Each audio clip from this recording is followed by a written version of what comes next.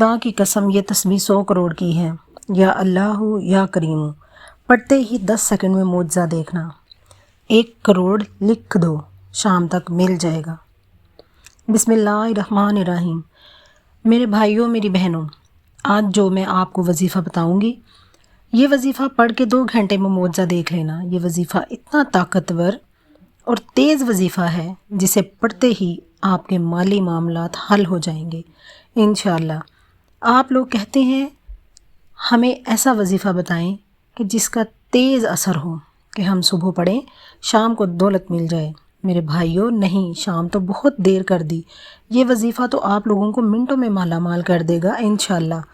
اللہ پاک کے حکم سے، اللہ پاک نے چاہا تو آپ کی خالی جھولیاں فوری طور پر بھر جائیں گی۔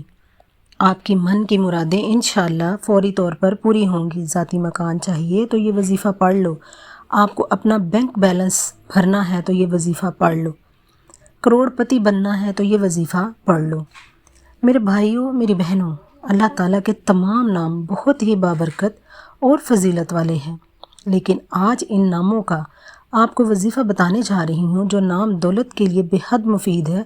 ان ناموں کا وظیفہ کرنے سے آپ کی زندگی کے حالات بدل جائیں گے اور آپ کو اللہ تعالیٰ وہ عطا کرے گا۔ آپ کی سوچ ہوگی اور آپ حیران رہ جائیں گے کہ ہمارے پاس اتنی دولت کہاں سے آ گئی۔ لوگ آپ کی خوشبختی پر ناز کریں گے اور سوچیں گے کہ کل تک جو لوگ بہت ہی غریب تھے آج اچانک ان کے پاس اتنی دولت کیسے آ گئی۔ لوگ آپ سے پوچھیں گے کہ آپ نے ایسا کون سا وظیفہ کیا، آپ نے ایسا کون سا عمل کیا، اللہ تعالیٰ نے آپ کو دن دگنی رات چگنی ترقی عطا کی۔ قرآن مجید میں اللہ تعالیٰ کے ناموں کی فضیلت اس طرح سے بیان کی گئی ہے۔ ترجمہ: اللہ تعالیٰ کے بہت اچھے نام ہیں، اسے انہی ناموں سے پکارو۔ ہر وہ مسلمان جو اللہ کے بارے میں علم حاصل کرتا ہے اور اللہ کے بارے میں اپنی محبت میں اضافہ کرتا ہے، وہ ان کے ناموں اور صفات کے بارے میں مزید جان کر ایسا کر سکتا ہے۔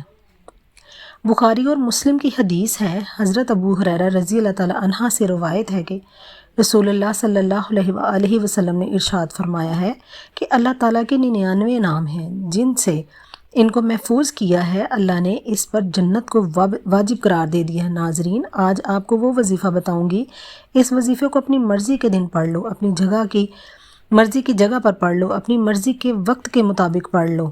آپ کو اپنے سینوں کے راز بتا رہی ہوں۔ میرے بھائیوں میری بہنوں، ساری زندگی جھولیاں اٹھا اٹھا کر دعائیں دو گے۔ ساری زندگی اگر آپ کی لوگوں سے مانگنے میں گزر چکی ہے، ساری زندگی اگر آپ لوگوں کے آگے ہاتھ پھیلاتے رہے ہو، تو میرے بھائیوں میری بہنوں، آپ لوگ بالکل اپنا دل چھوٹا مت کرنا۔ آپ لوگ کرتے کیا ہیں؟ بالکل جلدی مایوس ہو جاتے ہیں، دل چھوٹا کر جاتے ہو تو ہمت ہار جاتے ہو، جلدی ٹینشن میں آ جاتے ہو۔ میرے بھائیوں نہیں، آج کا وظیفہ آپ لوگوں کی قسمت کو ایسے بدلے گا کہ آپ لوگ خود یقین نہیں کرو گے کہ اچانک ہمارے پاس اتنا پیسہ کہاں سے آ گیا۔ میرے بھائیوں میری بہنوں، سارا آپ کا جو مسئلہ ہے، جو آپ کے مسائل ہیں آپ کی زندگی میں، وہ پیسوں کی وجہ سے ہیں۔ گھر میں جھگڑا ہے تو پیسوں کی وجہ سے، قرض ہے، قرض داروں کو جواب نہیں دے سکتے کیونکہ پیسے نہیں ہیں، بیمار ہے علاج نہیں کروا سکتے کیونکہ پیسہ نہیں ہے، شادیاں بچوں کی کروانی ہے، پیسہ نہیں ہے، کیسے شادیاں کروائیں، گھر خریدنا ہے، ذاتی مکان کی خواہش ہے، پیسہ نہیں ہے، کیسے ہر کام کریں۔ ہم سب کی زندگی پیسے سے شروع ہو کر پیسوں پہ ختم ہو جاتی ہے۔ مجھے اکثر لوگ کہتے ہیں آپ تو صرف پیسوں کے وظائف بتاتے ہو، پیسوں کے متعلق، پیسوں کے علاوہ تو آپ بات ہی نہیں کرتے۔ میں نے کہا آپ مجھے خود بتائیں کہ آج کل کے دور میں کون ہمارا مسئلہ سنتا ہے جو پیسے کے بنا حل ہوتا ہو۔ ہم زندہ دنیا میں آتے ہیں تو ہمیں پیسہ چاہیے، ہم دنیا سے جاتے ہیں تو ہمیں پیسہ چاہیے۔ معاف کیجئے گا لیکن ہر جگہ ہمیں پیسہ ہی چاہیے۔ آج کے دور میں ہر کوئی چیز پیسے کے بنا نہیں، اور اوپر سے یہ شدید مہنگائی، لوگوں کی آمدنیاں بڑھتی نہیں گھٹتی جا رہی ہیں اور مہنگائی بڑھتی جا رہی ہے۔ ناظرین، اسی طرح کے معاملات ہیں تو کیا کریں؟ غریب بھائی بہن کیا کریں؟ پریشانیوں میں دن بدن پریشانیاں بڑھتی جا رہی ہیں۔ تو اسی لیے اپنے تمام دکھی غریب بہن بھائیوں کے لیے آج وہ وظیفہ لے کر آئی ہوں کہ اس وظیفے کو میرے بہن بھائی جب بھی پڑھیں گے، اگر مجھے اپنے جائز مقصد کے لیے، مطلب ایسا نہیں کہ مجھے اپنی کوئی عیاشیوں کے لیے پیسہ چاہیے ہوتا تو مجھے مل جاتا ہے، نہ میں نہ مانگا ہے، مجھے اپنے جائز مقصد کے لیے حاجت کے لیے جب بھی پیسوں کی ضرورت پڑی، یاد رکھیے گا آپ کو ناجائز مقصد کے لیے نہیں مانگنا کہ آپ کو جا کے میں کیا مثال دوں، کوئی گناہ کے کام کرنے ہوں ان پیسوں سے آپ کو یہ وظیفہ نہیں پڑھنا۔ آپ کو اپنی کوئی جائز حاجت پوری کرنی ہو، مثال کے طور پر آپ کرائے کے مکان میں رہتے ہیں، آپ کو اپنا ذاتی گھر چاہیے، تو آپ یہ وظیفہ پڑھ لیں۔ آپ کا کاروبار ہے، آپ حلال روزی کماتے ہیں، حلال رزق کماتے ہیں، تو آپ یہ وظیفہ پڑھ لیں۔ مجھے اپنی دکان کے لیے مثال کے طور پر 20 لاکھ چاہیے، میں اس کام کو بڑھانا ہے، تو آپ اس کے لیے وظیفہ پڑھ لیں۔ گھر کے آپ کے معاملات خراب ہیں، گھر کے اخراجات کے لیے آپ کو پیسے چاہیے، ان اخراجات کے لیے آپ پیسے مانگ لیں۔ اس وظیفے کو پڑھنے کے بعد تو آپ جو جائز حاجات ہیں، آپ بچوں کی شادیاں کروانی ہیں، ان کے لیے پیسے مانگ لیں، بیماریاں ہیں ان کے علاج کے لیے جو جائز آپ کی حاجات ہیں، پریشانیاں ہیں، ان سب کے لیے آپ اللہ تعالیٰ سے دعا مانگ لیں۔ اب میرے بھائیوں میری بہنوں، اتنا طاقتور وظیفہ ہے کہ آپ کی واقعی کوئی جائز حاجت ہوگی، جائز مراد ہوگی، وظیفہ پڑھتے ہی آپ اپنی آنکھوں سے اپنے مقصد کو پورا ہوتے ہوئے دیکھیں گے انشاءاللہ۔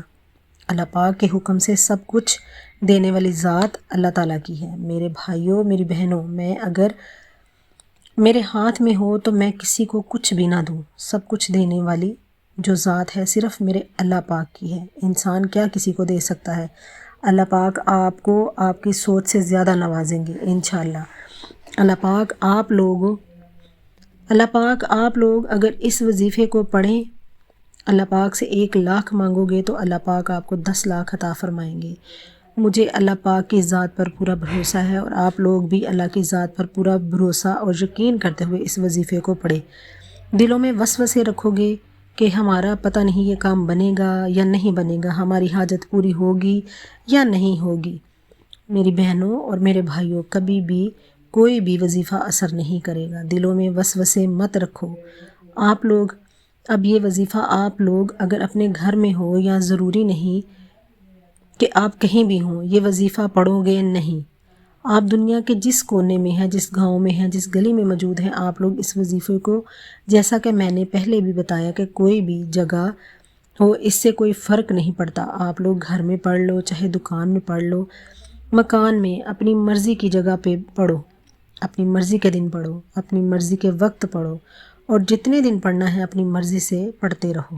جتنی حاجتوں کے لیے جتنے دن پڑھنا ہو پڑھو، 1 دن پڑھو، آپ لوگ خود اگلے دن کا انتظار کرو گے کہ 1 دن میں 1 مرتبہ پڑھنا ہے، بس یہ پابندی ہے۔ 1 دن میں یہ نہیں کہ آپ پورا دن پڑھتے رہو، صبح پڑھ لیا، دوپہر، شام نہیں، 1 دن میں 1 مرتبہ پڑھنا ہے۔ اس عمل کی اجازت کا طریقہ بھی آخر میں بتاؤں گی۔ آپ لوگ کیا کریں، جب یہ وظیفہ پڑھنے لگیں، کسی بھی دن سے شروع کریں، چاہے تو 1 ہی دن پڑھ لیں۔ آپ کی کوئی بڑی حاجتیں ہیں، 3 4 5، ان حاجتوں کی یہ وظیفہ پڑھ کے دعا مانگ لیں۔ 1 دن کر لیا کریں، پھر 2 4 دن بعد پھر کر لیا کریں، اگر آپ کا دل چاہا تو اس طریقے سے آپ اس وظیفے کو پڑھ سکتے ہیں۔ اب پہلے دن آپ کو جس طرح پڑھنا ہے، اسی دن آپ کو ہر مرتبہ پڑھنا ہے۔ آپ لوگ سب سے پہلے 1 مرتبہ درود پاک پڑھیں۔ سب سے پہلے جب بھی یہ وظیفہ شروع کریں، 1 مرتبہ آپ کو درود پاک پڑھنا ہے۔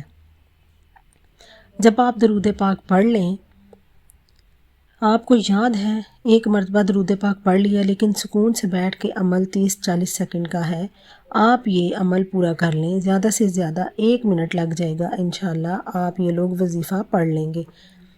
درود پاک ایک بار ثواب کی نیت سے میرے ساتھ بھی پڑھ لیں۔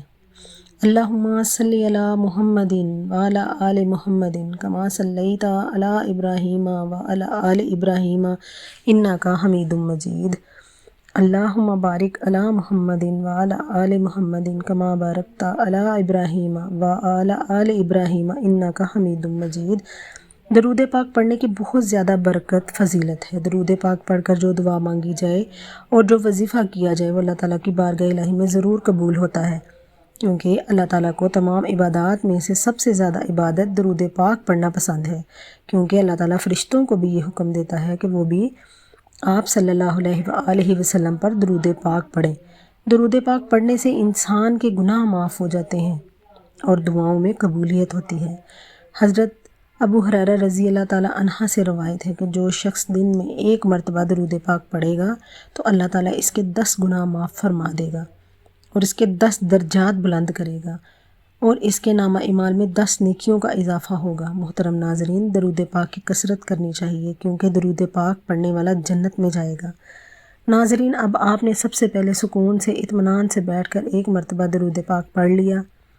درود پاک پڑھنے کے بعد 1 مرتبہ اعوذ باللہ من الشیطان الرجیم پڑھ لیں۔ اس کے بعد فوراً آپ لوگ بسم اللہ الرحمن الرحیم پڑھ لیں۔ 1 مرتبہ پڑھ لیا، آپ لوگ درود پاک پڑھیں، 1 مرتبہ اعوذ باللہ من الشیطان الرجیم پڑھیں اور 1 مرتبہ بسم اللہ الرحمن الرحیم پڑھ کے اس کے بعد پیارے ساتھیوں، بہنوں، بزرگوں، فوراً آپ کو سورہ اخلاص 1 مرتبہ پڑھنی ہے۔ قل هو اللہ احد اللہ الصمد لم یلد ولم یولد ولم یکن لہ کفوا احد۔ 1 مرتبہ جب سورہ اخلاص پڑھیں تو اس کے فوراً بعد آپ لوگ اسی وقت 1 مرتبہ سورہ کوثر پڑھیں۔ انا اعطیناک الکوثر فصلی لربک وانحر ان شانیک ھو الابتر۔ آپ لوگوں نے 1 مرتبہ سورہ اخلاص پڑھ لی، پھر 1 مرتبہ سورہ کوثر پڑھ لی۔ جس ترتیب سے بتا رہی ہوں میرے بھائیوں، میری بہنوں، بالکل بھی تبدیلی آپ کو نہیں کرنی۔ کسی چیز کو پڑھتے ہوئے سورہ کوثر جب پڑھ لو تو آپ کو اپنی اسکرین پر 4 وظائف نظر آ رہے ہیں، یا رزاق، یا رحمان، یا رحیم، یا سلیم۔ یا رزاق، یا رحمان، یا رحیم، یا سلام۔ ان وظائف کو آپ کو پڑھنا ہے۔ کس طرح یہ آپ کو بتاتی ہوں۔ آپ لوگوں کو سب سے پہلے پڑھنا ہے یا رزاق، یا رحمان، یا رحیم، یا سلام۔ یہ 1 ہو گیا۔ ان 4 وظائف کو آپ نے ملا کے پڑھنا ہے تو 1 ہوا۔ یا رزاق عطا کرنے والا، الرحمن بڑی رحمت والا، الرحیم رحم کرنے والا، السلام سلامتی والا۔ میں پھر پڑھ کے بتاتی ہوں، یا رزاق، یا رحمان، یا رحیم، یا سلام۔ یہ 2 ہو گیا، 2 بار پڑھ لیا، پھر تیسری بار پڑھیں، یا رزاق، یا رحمان، یا رحیم، یا سلام۔ یہ 3 ہو گیا۔ اسی طرح یہ وظیفہ آپ کو 4 وظائف ملا کر پڑھیں گے تو 1 شمار ہوگا۔ اسی طرح اس وظیفے کو آپ نے 11 مرتبہ پڑھنا ہے۔ یہ 11 مرتبہ جب اس وظیفے کو آپ پڑھ لیں تو اب کیا پڑھنا ہے یہ سمجھ لیں۔ پھر سے 1 مرتبہ سورہ اخلاص، پھر 1 مرتبہ سورہ کوثر پڑھنی ہے اور آخر میں پھر آپ نے 1 مرتبہ درود پاک پڑھنا ہے۔ اگر آپ کو میری ویڈیو اچھی لگی ہو تو میری ویڈیو کو لائک کیجیے گا، شیئر کیجیے گا۔